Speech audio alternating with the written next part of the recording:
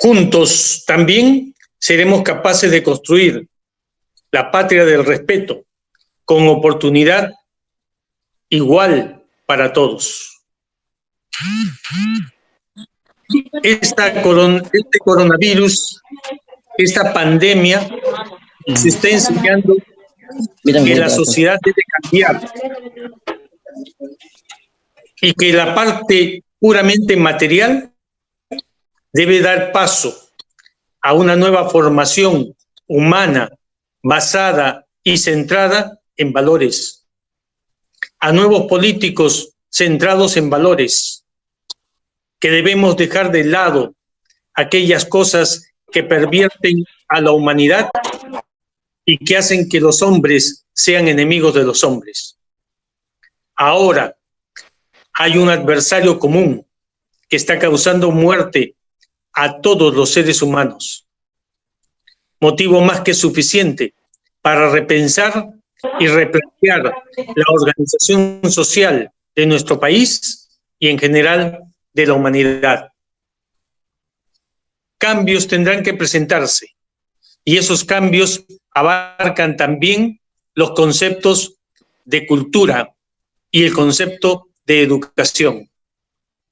En esta noche tenemos invitado al licenciado Eric Ordóñez para que nos hable de las problemáticas del sector educativo.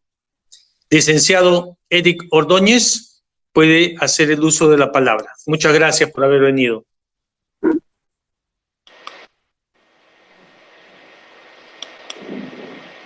Lo escuchamos, licenciado. Puede prender su micro y con eso es suficiente. Mi nombre es Eric Ordóñez Veintemilla. Manejo unos colegios acá en la zona de San Juan de Lurigancho y en la zona de Caraballo. Básicamente, pues, este tema que ahorita estamos en una controversia, en una disyuntiva en el cual el gobierno no necesariamente brinda el apoyo a las instituciones privadas, en este caso, ¿no? Pero a su vez tenemos a los docentes capacitados no idóneamente para este tema ahorita, que es el internet o la educación a distancia, ¿no? Porque muchas veces en las universidades no se dictan las clases no presenciales en este caso, y el maestro trata de adaptarse a este cambio, ¿no? Se trata de adaptar este cambio con la finalidad de que el alumno tenga en sus hogares una pequeña evaluación y una pequeña educación, ¿no? No sé si me escucha, creo que sí me están escuchando, ¿no? Discúlpame, no tengo retorno, pero básicamente, pues, la educación muchas veces está olvidada, ¿no? En el Estado, lamentablemente, los gobiernos que pasan siempre hablan de la educación, pero es bien raro que estén en su PBI, aumenten el PBI para que puedan mejorar la educación en el Estado. Por eso surgen las educaciones privadas, ¿no? Las instituciones privadas, con la finalidad, pues, de suplantar, de suprimir estos huecos que hay en el Estado, brindándoles una educación con tecnología, brindándoles una educación, pues, con pizarras inteligentes, viendo otros medios en el cual el niño vea en la educación algo novedoso, ¿no? Porque el niño, desde la educación, se viene sentados en las carpetas, uno detrás de otro, un profesor delante en la pizarra y habla, y la verdad que eso, el niño o la educación está bien olvidada, ¿no? Viene de años y años y la educación no se cambia. Entonces hay una educación ahorita con las instituciones privadas en el cual el método de enseñanza no está necesariamente en esos linderos. Más bien trabajamos la educación con una educación, pues, con pizarras inteligentes, donde el niño participa, es uno más sociable, ¿no? Ahorita en la realidad, ahorita con lo que está sucediendo, lamentablemente, pues, la educación no va a satisfacer al padre de familia, por más necesidad que digan que se descuente un porcentaje. Eso depende mucho de las instituciones, cómo van a trabajar en este año, ¿no? Pero el padre y los profesores sabemos que esta educación no va a ser, pues, la más óptima, ¿no? Hubiera sido adecuado que simplemente que el gobierno diga otros ítems en el cual nosotros, las instituciones, se puede seguir, pero tenemos que seguir en este sendero que nos manda el gobierno, ¿no? Primera vez que me estoy ingresando con este Jet Micro, si no me equivoco. Deseando pues que tengan todos sus hogares un poco de salud, un poco de bienestar en estos temas en este tiempo de cuarentena. Dígame, doctor Bazán, ¿cómo está? Buenas noches. Buenas noches. Estábamos escuchando muy bien y ahora también escuchamos muy bien. Así que, por favor, inicie de nuevo para que se sienta tranquilo y podamos escuchar. Y a los demás, por favor, apaguen sus micrófonos.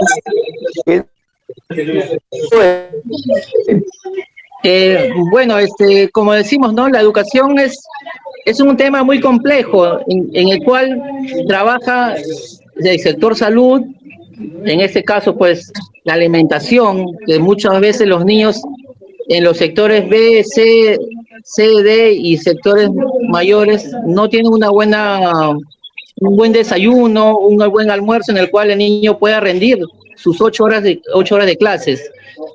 También interviene todo lo que es los problemas familiares, en el cual hay muchas familias que el padre no cuenta dentro de ese núcleo familiar, no se cuenta, ¿no? En ese punto, la educación a grandes rasgos, y trabajamos con los niños de forma secuencial, en el cual en estos tiempos de cuarentena muchos reclamos ha habido en las instituciones educativas privadas, ¿no? Que a veces el padre no se siente conforme con las pensiones que se trabajan, ¿no? Yo básicamente la institución que trabajo está enmarcada en los sectores C y D, en el cual pues es mucho más difícil que de repente en un sector D tengan una computadora o una laptop en sus hogares. Y si los tienen, a veces tienen más de dos personas, dos hermanos en la edad escolar. Entonces los padres pues no saben cómo resolver esos problemas, ¿no? ¿Aló? Entonces la educación, por ejemplo, este año hemos creado un colegio, una institución en el sector de Jicamarca, no sé si conocen, son los linderos ya de San Juan de Lurigancho, la provincia de Huarochirí, en el cual la realidad es muy, muy diferente de repente en lo que estamos en otras realidades, ¿no? La realidad en Jicamarca y en muchos lugares del país es realmente como no pasan en las noticias, ¿no? En el cual los padres de familia no cuentan con un soporte tecnológico y muchas veces los que tienen celulares lo utilizan como un intermedio de comunicación mediante su WhatsApp. Y entonces la educación se hace más remota y más difícil. Los profesores para trabajar en estos lugares no es pues con una plataforma como lo pintan, ¿no? Muchas veces. La institución cuenta con la plataforma cuando tenemos en otros sectores, pero básicamente en los sectores olvidados no se puede trabajar con una plataforma, básicamente. Porque la plataforma, pues como sabemos, tiene que tener un acceso a internet, una computadora, en el cual las personas que viven en las laderas del cerro es bien limitado su economía. En principio, como una cuestión técnica y de fondo en realidad en relación a la educación, el asunto estaba relacionado a cómo se debe entender que la educación en algunos colegios estatales que yo mismo he podido constatar, están pasando unos programas de televisión, de Canal 7, que no tienen ninguna fórmula de entendimiento con los alumnos, ni de verificación de que se hayan llevado a cabo correctamente la clase. No hay una interactuación, es decir, no hay una plataforma. Y de otro lado, colegios particulares que también dan una hora de clase y esta es una grabación y por ahí les pasan un WhatsApp mandándoles una tarea. Deberá entenderse que con con estas situaciones puede pasarse al alumno sin haber mantenido el mínimo conocimiento que está prefijado en la meta institucional del Ministerio de Educación y del propio colegio? Ya, licenciado Ordóñez, ¿podría contestar la pregunta? Creo que ya en línea tampoco, Miguelito. César. ¿Hay alguien más que quiere hacer uso de la palabra? Simplemente sí. prende su micrófono y luego voy a proponer otros temas porque nos hemos quedado fuera de comunicación. Sí, don César, buenas noches. Quisiera también hacer uso de la palabra. No escuchamos. Sí, Hay que prender César, ¿me escuchas? el micrófono simplemente. ¿Me escucha? Sí, se le escucha. Bien, César, Jorge Godensi. Jorgito Godensi, alegre. No deseo aludir a la exposición del señor que ha hecho uso de la palabra, pero sí el tema provoca algunos comentarios. Creo que para el movimiento político que tú lideras, César, el énfasis es la educación. Creo que ni tú, ni yo, ni los miembros del grupo descubrimos nada si no relacionamos la salud moral de una sociedad en su relación directa con el nivel educativo. Y nosotros tenemos que partir de una premisa. Desgraciadamente, la educación en el ámbito particular, vale decir, la educación privada es óptima. La educación pública, es lamentable decirlo, hay que corroborarlo simplemente, y la experiencia es una magnífica maestra, es paupérrima.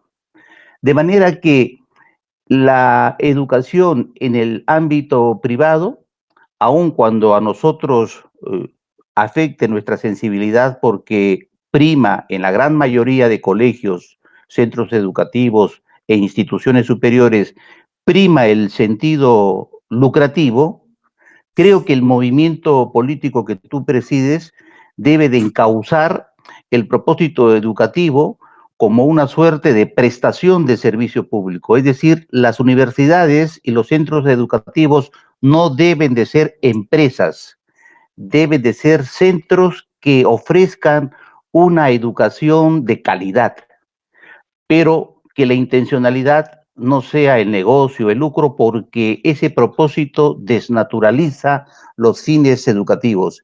Y si en una sociedad la educación está debilitada, está agrietada por este tipo de intereses, evidentemente entonces vamos a tener ciudadanos maleables, susceptibles de caer en cualquier tentación, porque ya lo estamos viviendo y lo estamos viendo además que la situación en ese nivel sobre la salud moral de la población es realmente vergonzante. De manera que yo creo que esa podría ser una posibilidad, una sana alternativa. Reorientar los propósitos de los centros educativos de todo nivel y las universidades con el propósito loable de prestar un servicio social y alejarla de esa intencionalidad de creer que las universidades y los colegios son empresas. Es todo. Muchas gracias, Jorgito. César, yo quisiera... Sí. Yo quisiera decirles a todo el movimiento que para tratar el tema de la educación, este debe ser un tema en realidad macro, no debe ser en este momento tocar temas tan menudos, ¿no? o pequeños, sino debemos de verlo desde un aspecto macro y entender y aceptar que el servicio de educación que existe, o el sistema de educación, mejor dicho, que existe en nuestro país, es paupérrimo, es un sistema, en el último evaluación PISA, nosotros estamos en uno de los últimos países a nivel tanto de ciencias naturales como de ciencias sociales. Entonces, hay que ver el tema de educación desde el punto de vista, como digo, estructural, no en realidad viendo las partes de carácter escolar, del carácter universitario o tecnológico, sino, y también entender ¿Qué personas queremos como movimiento formar en el país? ¿Qué personas queremos formar? Esto creo que es una pregunta que tendremos que hacerlo todos y luego de llegar a un consenso, tratar de plasmarlo en el ideario, en el documento o en un plan de trabajo. ¿Qué personas queremos formar? Lo segundo es cómo. El cómo es importante, ¿no es cierto? ¿Cómo vamos a hacer para que nuestro país o este movimiento pueda proponer esos ciudadanos que queremos tener en el futuro? Definitivamente queremos ciudadanos de pensamiento libre, queremos ciudadanos cuestionadores, queremos ciudadanos que piensen por sí mismos, queremos ciudadanos que ahora, sobre todo, que se adecúen a las circunstancias, pero que reconozcan también que hay problemas mayores en el mundo, no solamente se reduce a nuestro país, que hay problemas muy grandes, como por ejemplo, y tengo que decirlo, el calentamiento global, el cambio climático, los desastres naturales, una serie de problemas de la naturaleza que están afectando al mundo. Tanto así que he estado leyendo que hay un profesor muy reconocido, no me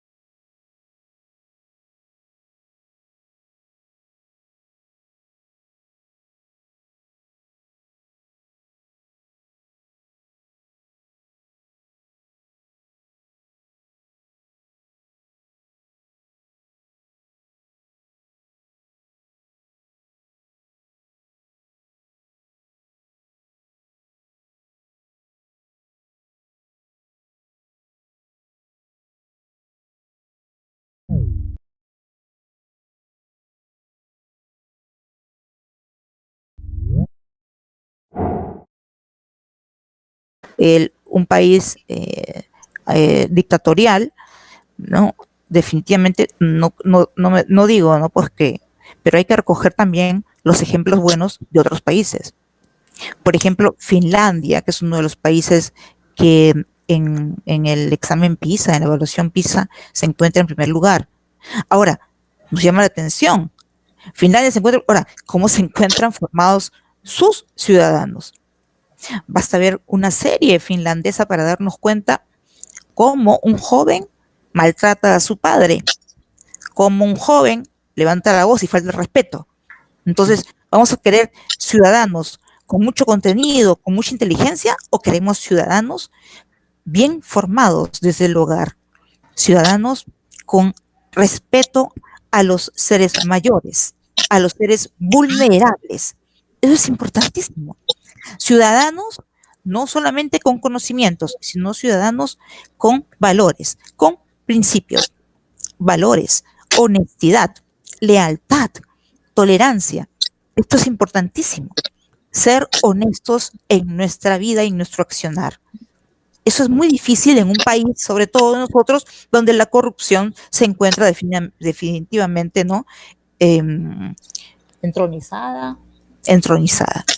Ahora, y por último, también quiero decirles a todos que lamento definitivamente el deceso de Alberto.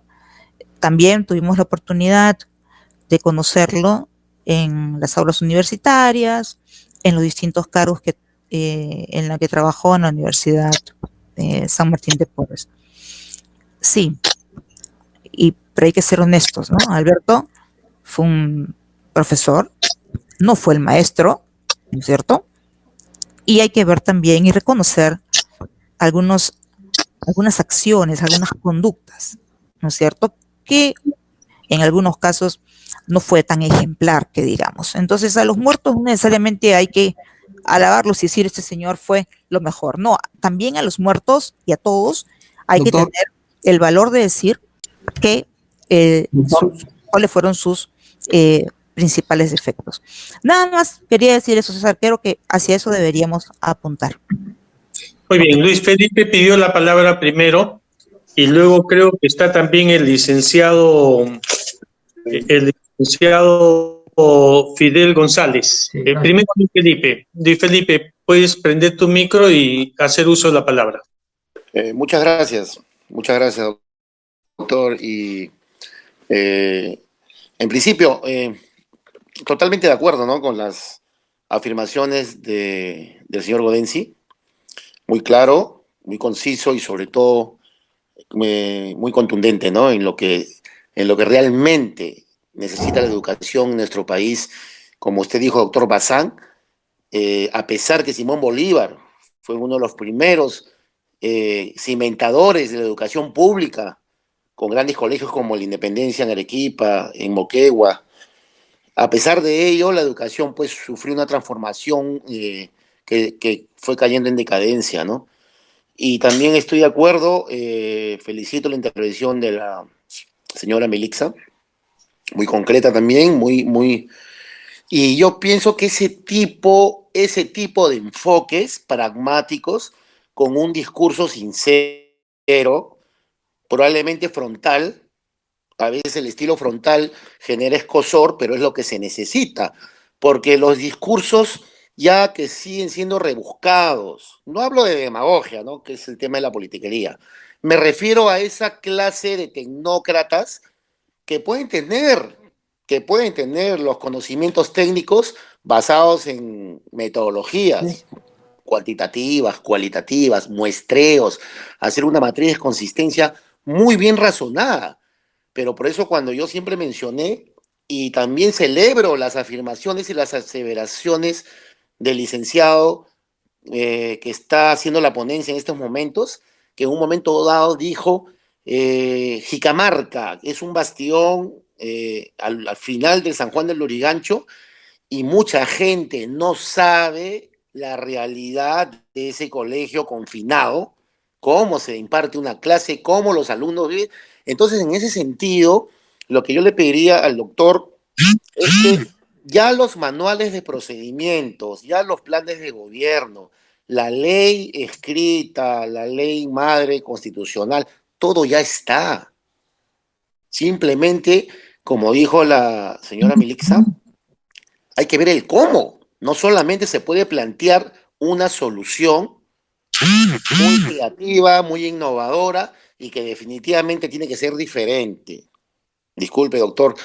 Sí. Yo creo que se necesita algo ya, puntualizar una alternativa diferente, porque de otra forma se va a caer en lo mismo, y sin ánimos de ofender al señor Alfonso, en términos marqueteros va a ser contraproducente. Entonces, para terminar, creo yo que hay que hacer una reingeniería, no solamente, como mencionó la señora Melixa, de buenos profesionales que realmente sustenten la nutrición de sus conocimientos, sino más allá de eso, que van a transmitir a su sociedad. Porque un profesional que se precie de ser un comprometido social no estudia para, de acuerdo a la escala de Maslow, llegar a la autorrealización, acumulando grados académicos al grado de doctorado y acumular grandes posiciones laborales para poder dejar un legado a sus nietos y a sus proles diciendo, mi abuelo fue el top 10 de su rama. No, señores. Ir más allá de esa visión individualista de autorrealización, y el profesional debe comprometerse con su sociedad, con su entorno, qué va a aportar de acuerdo a lo que él aprendió en su experiencia educativa. Y bueno, por el momento era eso, ¿no? Muchas gracias. Javier, puedes prender tu micrófono. Muchas gracias, doctor Bazán. Bien, creemos que la norma rectora en el cual debe dirigirse, estar basado una institución o un régimen, sea económico, sea educativo, está es la Constitución. Desde mi punto de vista, creo que la madre de cordero de esa educación ineficiente, de esa educación que está dividida en público y privado y por el cual el Estado ha renunciado a su, o sea, digamos, a su obligación de impartir buena educación en general, lo ha prácticamente remitido a los colegios privados, que hay todo tipo, pero inclusive, ya lo han dicho, que a pesar de que se cobra un montón de dinero, que se lucra con la educación, no ha llevado a la educación en el Perú a los mejores lugares, o no está en los mejores lugares. Entonces creo, por ejemplo, que el partido Perú Construye debería observar ese tema constitucional, los artículos de la Constitución que justamente regulan la educación en el Perú, tanto, digamos, básica y universitaria. Por ejemplo, y eso no sé si será por interés o por olvido, el ministro, el gobierno o el presidente señala que no pueden hacer nada en cuanto a los precios, digamos así, pensión, ¿no? Yo le digo precio, que cobran los colegios particulares para que bajen en esta situación, digamos, de fuerza mayor, de pandemia, con el COVID-19.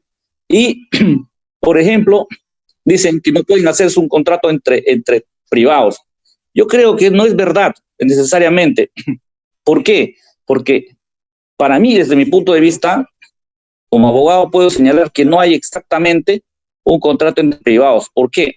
No hay asimetría. El colegio jamás llama a los padres de familia a decir, ¿saben qué? Vengan acá, vamos a firmar este contrato que va a regular la educación de sus hijos. Simplemente envía en el cuaderno los lineamientos y los padres firman.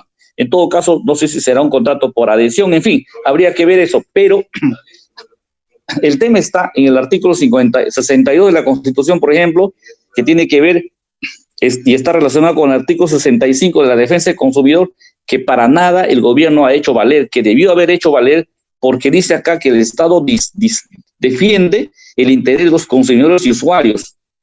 Y sabemos que son usuarios de la educación los padres de familia frente a los colegios particulares, porque en verdad no hay contrato. Y si lo hubiera, en la idea que lo está señalando el gobierno, entonces que prevalezca el artículo 65. Pero en todo caso, creo yo que habría que reformarse justamente los artículos de la Constitución. No olvidemos que esas son las normas rectoras para que más adelante se busque una mejora en la educación en general. Y, por ejemplo, no se lucre. Ya lo han señalado antes. ¿Cómo es posible, por ejemplo? Claro, tienen libertad ahora. Los bancos, hay un grupo grupo económico de bancos financieras que tienen colegios, que tienen universidades, y lo sabemos. Han estado en la televisión reclamando a los padres porque solamente le querían rebajar 5%, etcétera. Entonces, no es verdad, pues, necesariamente que exista un contrato. En todo caso, ese contrato es así, no hay asimetría, porque el colegio jamás le llama al padre, le va a hacer y le hace firmar y discuten o acuerdan las cláusulas contractuales, simplemente se adhieren y punto, eso es todo. Y ahora mismo comunican inmediatamente o de tanto rogar a los padres que se han rebajado 5, 10, 15, 20% las pensiones, tanto universitarias como de colegio. Entonces, creo que también la madre cordero está allí, el problema está allí, y esta Constitución precisamente permite el lucro, no busca otra cosa. Entonces, estas normas constitucionales creo yo que deben ser modificadas, y no sé si Perú Construye tiene esa idea, esa vocación para que justamente se regule. Por ejemplo, una cosa curiosa, ya hablaron de Finlandia, que la educación está por cual, claro, pero también tengo entendido que en Finlandia, y por eso hay que recoger lo que es bueno y adecuarlo a nuestra realidad, que ahí, por ejemplo, creo los jóvenes son como unos robots, porque inclusive se suicidan porque se encuentran frustrados, porque justamente están parametrados a tener una educación de determinado tipo, ¿no? Y, por ejemplo, también en Suiza, la educación es estatal. Imagínense, estatal la educación. Entonces, yo creo que habría que recoger, si así lo tienen a bien en el partido, todas estas, digamos, estas partes interesantes de cada lugar para ver si se adecua a nuestra realidad y cómo adecuarla. Esa es la idea, me parece. Y entonces no puede ser pues que la educación sea simplemente un lucro. Nos demuestra la realidad ahora, y donde solamente el lucro hace lo que quiere, y no hay ser humano, no hay humanismo, que ya dijeron también la vez pasada. Debemos enseñar a las personas a ser humanistas, a pensar, a reflexionar. Y también la educación tiene que ver, por ejemplo, los canales de televisión, qué cosa nos dan con estos programas que en realidad solamente es, digamos, pura basura. Entonces, creo yo que la madre de Cordero están en los artículos constitucionales que serían buenos revisarlos para justamente reformarlos o cambiarlos, modificarlos, en fin. Eso es una idea que quería dejar planteado al respecto de justamente de educación. Y, por ejemplo, yo no entiendo cómo, por ejemplo, el expositor dijo, al empezar, que el Estado no contribuye o no hace nada con respecto a los colegios particulares. No entiendo cuál ha sido su idea, pero en todo caso, interpretando su inquietud, estaría dando razón que sí el Estado pudo intervenir. No solamente decir, por favor, ustedes siéntense, pónganse de acuerdo, eso es imposible, eso no va a ocurrir. Pero nadie habla que la madre de Cordero está en los artículos constitucionales que justamente permiten este uso, este abuso y este lucro por el lucro. Eso es todo lo que quería señalar. Muchas gracias. Muy bien, Enrique Ripalda quiere hacer uso de la palabra. Enrique, el doctor Enrique Ripalda. Sí, doctor, buenas noches. Quería confirmar si me escucha bien, doctor. Escuchamos perfectamente. Sí, muchas gracias, doctor, y buenas noches a todos los presentes en la reunión. Bueno, yo tengo una visión intermedia, porque conozco al expositor, él es promotor de colegios educativos, y también tengo la preocupación y experiencias internacionales de otros colegios. Bueno, algo de información del sector. Quería hacer un comentario, y el primer punto que quería partir era confirmar lo que han dicho todos los presentes, el doctor Jorge Inga, me parece, y la profesora Militza, que hay que reformular, hacer una reingeniería, igual que el licenciado González, que nos expuso el lunes. Coincido en la reingeniería, coincido en la reestructuración, la fijación de las políticas públicas, los valores, pero creo que sí hay un punto que está, que es algo palpable, ¿no? Y que hay que presentar como partido soluciones de corto plazo, mediano plazo y largo plazo. Y en ese sentido, hay que partir de un análisis temático de varios frentes. Y me parece que el frente de educación, tal como se ha venido desnaturalizando en los últimos gobiernos, tiene varias aristas. Una arista es la educación pública, que tiene una serie de limitaciones en cuanto a los docentes y el contenido educativo en todos los niveles. Y hay un componente que es latente, que es la infraestructura y la logística. No hay material humano calificado, como lo dijo el profesor González, y tampoco hay los terrenos, los colegios para atender a la cantidad de población urbana y rural que necesita el país. Entonces, y estas carencias físicas han generado que el sector privado cubra esas expectativas, esa necesidad de educación que tiene el pueblo. Este señor, el expositor, es cuestionable, ¿no?, la posición del sector educativo, como algunos lo comentan, pero nos olvidamos que en ese último cerro donde están los límites de Lima y Lima provincias, no hay ningún colegio público, y la única alternativa de educación para todo ese sector son los colegios privados.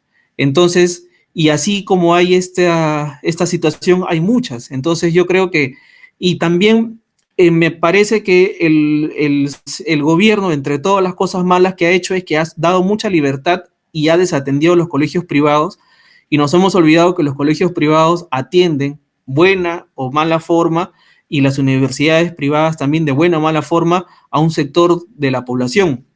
Entonces me parece que en el corto plazo, como partido, más allá de las transformaciones y reingenierías que se necesitan, sí deberíamos tener alguna posición frente a esta problemática, porque hay padres de familia que no saben cómo atender las plataformas tecnológicas que los colegios tienen para dictar las clases, tampoco tienen el tiempo o la preparación para atender a los chicos, y también tenemos los profesores que no han recibido su sueldo y que no es porque los padres de familia no pagan al colegio, no pagan a los profesores. Entonces, yo creo que tanto en paralelo a las transformaciones que deben lanzarse, también tenemos un contenido social importante y que y merece la atención, porque en el corto plazo es qué hacemos con la cantidad de alumnos que tenemos a nivel nacional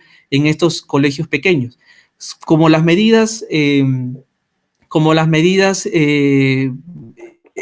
correctivas que se podrían hacer, bueno, hemos leído que se está planteando hacer una intervención como una especie de SUNEDU para auditar y fiscalizar a los colegios privados y darles apoyo. Eso me parece que sería una alternativa revisable. Y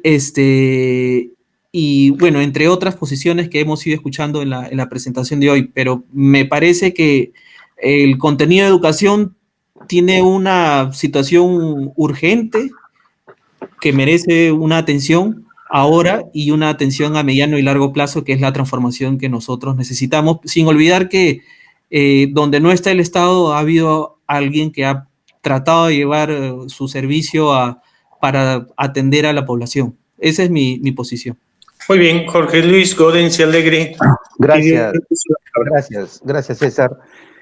Me voy a permitir disentir con lo que expuso, con el contenido de parte de la exposición del tecnólogo educativo, cuando sostiene que la nueva educación tiene que partir desde una nueva creación, o sea, un nuevo enfoque educativo, un cambio de 180 grados. Disiento de esa parte de su exposición por las siguientes consideraciones, César y queridos amigos y amigas. Este es una ágora en el que debe de promoverse la discrepancia, siempre y cuando la discrepancia tenga fundamento. Hoy día, en la mañana, escuchaba a un filósofo, Gregorio Luri, que sostuvo en su conferencia sumamente fructífera e interesante, citando a don José Ortega y Gasset, que los seres humanos no solamente somos descendientes, sino que también somos fundamentalmente herederos. Lo que hemos heredado es todo ese acervo cultural de quienes nos han antecedido. Eso es lo que nos da, más que identidad, caballeros, arraigo. Pero claro, si nosotros desconocemos quién fue don José Faustino Sánchez Carrión, que fue a quien César Bazán la última vez al finalizar su intervención lo invocó, no sabemos de dónde venimos. Si ignoramos quién es Pablo de Olavide, Francisco de Sela, si no nos enorgullecemos que tuvimos a un Federico Villarreal, a un Pedro Paulet que citaba un expositor hace unos momentos, o que Santiago Antúnez de Mayolo estuvo muy cerquísima de obtener el premio Nobel, y nos refugiamos en Gastón Acurio y en Guerrero, o en la comida, y nos olvidamos de esa herencia. Entonces yo creo que esa línea maestra, en esa materia educativa, debe de incidirse bastante en los colegios. Desafortunadamente, ni en el nido, ni en la primaria, menos en la secundaria y peor en la universidad, se desconoce esa rica herencia cultural, que con sus bemoles nosotros somos herederos. Y tenemos que reconocernos en esa herencia cultural, porque eso, insisto una vez en el término, eso es lo que nos da arraigo, y el arraigo es saludable cuando produce sentimientos sanos, y los sentimientos sanos generan en costumbres, y costumbres y sentimientos sanos se proyectan en instituciones saludables, queridos compatriotas. Es todo, César.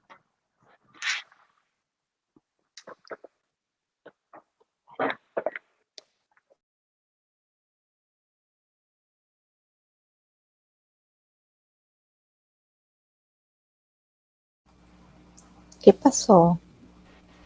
César, prende tu micro. Disculpa, yo había apagado mi propio micro para no interferir con los expositores.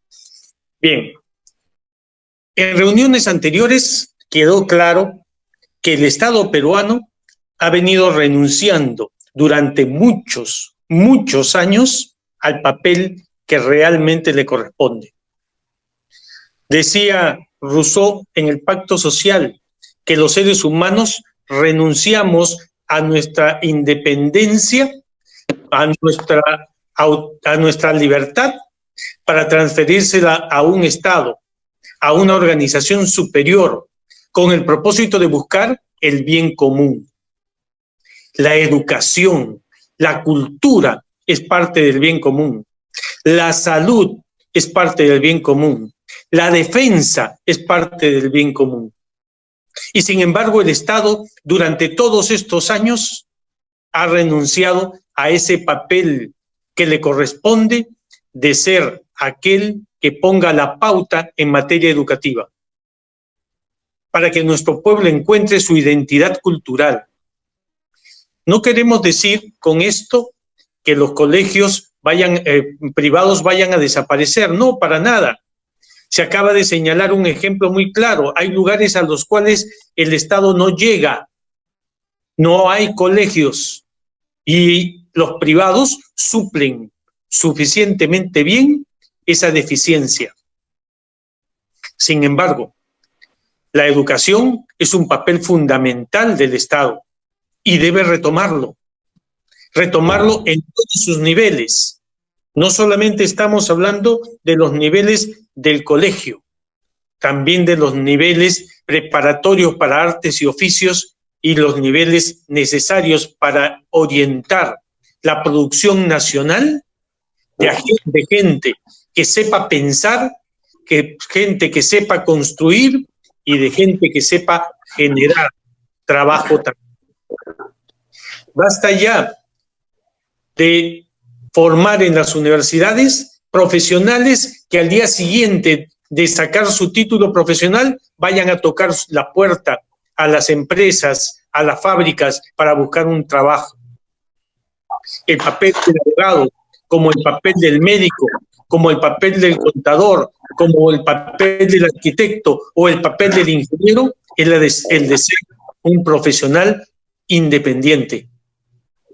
Que enseñemos nosotros a vivir con nuestra realidad, a entenderla y sobre todo a generar en todos nuestros emprendedores esa identidad que permite construir riqueza.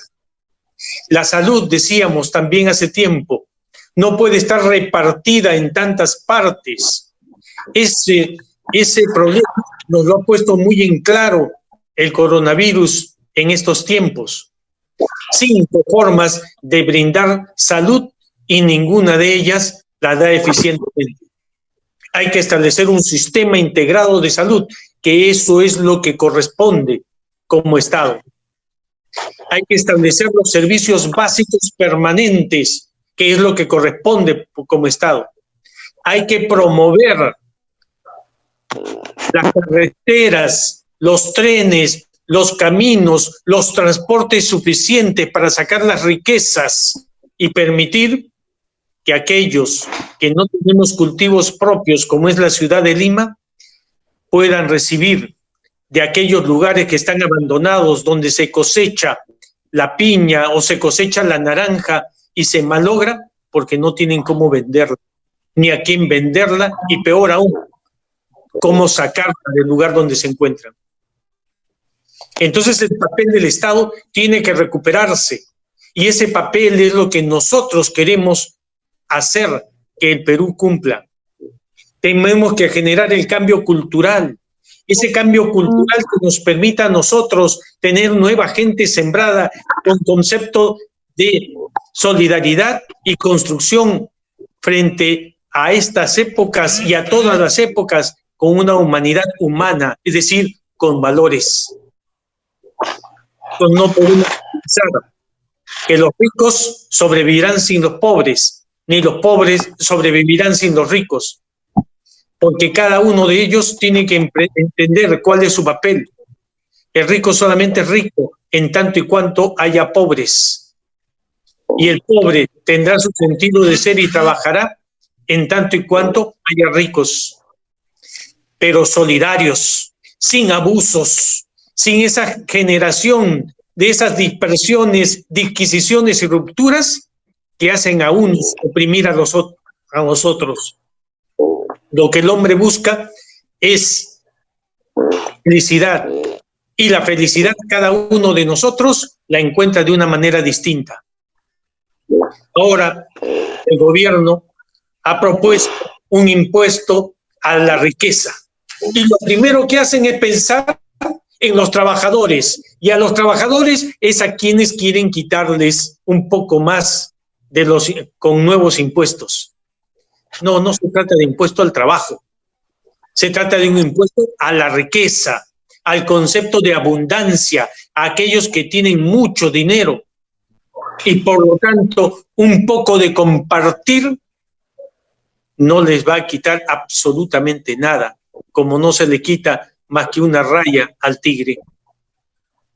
Concepto de valores que nos va a generar, por ejemplo, que ahora reaccionemos con fuerza, como deberíamos haber reaccionado frente a estos actos de corrupción en las fuerzas policiales. Dice, se nos ha mentado, y es verdad, que estamos en guerra. Y si en guerra los generales de abastecimiento se dedican a cobrar comisión por las balas y no compran balas si no reciben la suya, entonces los soldados no tienen los elementos para salir a la guerra. Y alguien que actúa así es un traidor a la patria. Estos que han cometido estos actos de corrupción ahora también son traidores. Traidores a su pueblo, traidores a su institución, con los cuales no debería, como en ninguno de los casos anteriores, tener ninguna conmiseración. Y sin embargo, todavía no se han establecido ningún tipo de detenciones preventivas ni preliminares, como se ha hecho en otros casos donde se buscaba la publicidad. Que actúen los fiscales, que actúen los jueces, y que a nadie se le ablande el corazón, porque si en una guerra alguien retrocede o traiciona, no merece vivir entre nosotros. Los cambios deben ser generados, cambios de conceptos, cambios de paradigmas, cambios culturales, cambios que hagan que el Perú sea nuevo. Nicomé de Santa Cruz, recordaré, decía en una de sus décimas: después de los funerales, nos convierte en calavera, y de esta triste manera a todos nos hace iguales. Todos, cuando morimos, finalmente somos iguales. Y dije al principio, la muerte nos enseña que todos somos iguales. Y si todos somos iguales ante la muerte, también deberíamos ser iguales ante la vida. Esto no lo inventó Nicomé de Santa Cruz, lo sacó de un poema anónimo, no se sabe de qué fecha, que decía: una triste sepultura nos hace a todos iguales. Y cantando loas a la vida que vence a la muerte, a continuación decía Nicomé de Santa Cruz: todo pasará. Esto lo he dicho yo. Con tu nuevo despertar tendrá nueva vida el viento, nueva luz el firmamento y nuevas aguas el mar. Nuevo ha de ser el trinar de los pájaros del valle, nuevo el sol que nos irradie, nueva nuestra juventud, pues queriendo como tú, la muerte no mata a nadie. País unido, país fuerte, país solidario, pero un país disciplinado es lo que nosotros necesitamos para vencer a este y a todos nuestros enemigos. Y finalizo estas palabras también citando nuevamente a José Faustino Sánchez Carrión, igual como lo hicimos la vez anterior. Solo es grande el que es útil a su patria. El Perú construye que nosotros queremos, será tan grande que construirá una nueva patria. Muchas gracias a todos. El lunes nos vemos a las 7 de la noche con los nuevos puntos de la agenda que se pasarán oportunamente. Muchas gracias a todos por su asistencia. Buenas noches. Buenas noches.